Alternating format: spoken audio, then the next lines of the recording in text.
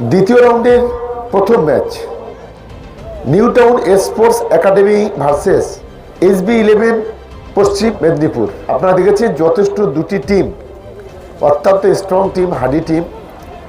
এই দুটি টিমের মধ্যে মুখোমুখি হবে আগামী 21 তারিখ আমাদের 22 লোকাল সংস্থা Kultali versus shining star Raniganj Asansol.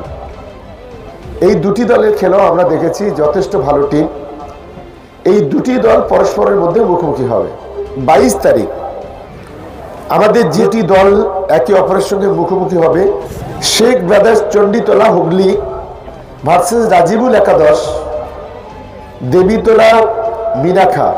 এবং 23 তারিখ আমাদের বাজিগড় FC Jhargram versus SS7 new town, অর্থাৎ সমরের মধ্যে। আমাদের 24 এবং 25 এই দুদিন খেলা বন্ধ থাকবে।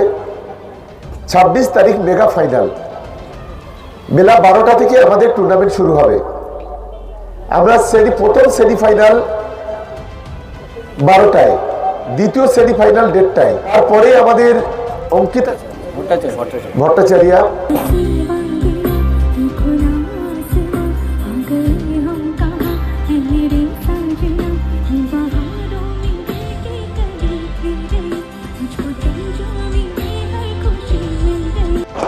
খুব ভালো শিল্পী আমাদের এই মাঠে উপস্থিত হবেন। সঙ্গে সঙ্গে আমাদের সিনেমা জগতের, চলচ্চিত্র জগতের উদীয়মান নায়ক অঙ্কুশ হাজরা।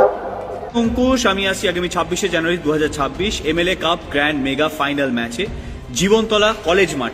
রচনা ব্যানার্জির সঙ্গে কথা চলছে এবং দর্শকের জন্য আমাদের লটারির ব্যবস্থা থাকছে। সেদিন আমাদের প্রচুর প্রাইজ থাকবে। সেদিন আমরা বেশ কিছু যারা সাংবাদিক বন্ধুরা আছে, ইউটিউবার আছে, তাদেরকেও আমরা ওই দিন পুরস্কৃত করব। কিছু আমাদের ইমাম সাহেব আছেন, আমাদের পুরোহিত মহাশয়রা আছেন, তাদেরকেও আমরা সম্মানিত করব। এবং টুর্নামেন্ট কমিটির যারা সদস্য তাদেরকেও আমরা ওই দিন সম্মানিত করব। আমাদের এই ধরনের একটা পরিকল্পনা আমাদের আছে। আমরা সকল ক্রীড়াবিদ দর্শক ভাই বোনেদের অনুরোধ করব যে ক্যানিং পূর্বের যে সম্মান, এই সম্মান রক্ষা করার দায়িত্ব সকলের। আসুন সকলে মিলে MLA কাপ টুর্নামেন্ট প্রতি বছরের মতো এবছরও শান্তিপূর্ণভাবে শৃঙ্খলার সঙ্গে শেষ করি। এবং সঙ্গে সঙ্গে যে প্রাইজের বিষয়টা তো আপনারা সকলেই জানেন, নতুন করে বলার কিছু নেই। এবং আমরা চেষ্টা করব যত দ্রুত সম্ভব একেবারে সন্ধ্যার পর ফাইনালটাকে শেষ করা, কারণ শীতের রাত্রে অনেকের অসুবিধা হয়, যার কারণে 7টার মধ্যে 8টার মধ্যে যত দেরি হোক আমরা ফাইনাল খেলা শেষ করে দেবো। আর এই টুর্নামেন্টকে বিভিন্নভাবে যারা সহযোগিতা করছেন তাদের প্রতি আমাদের শুভেচ্ছা, আমাদের ভালোবাসা, আমাদের শ্রদ্ধা রইল।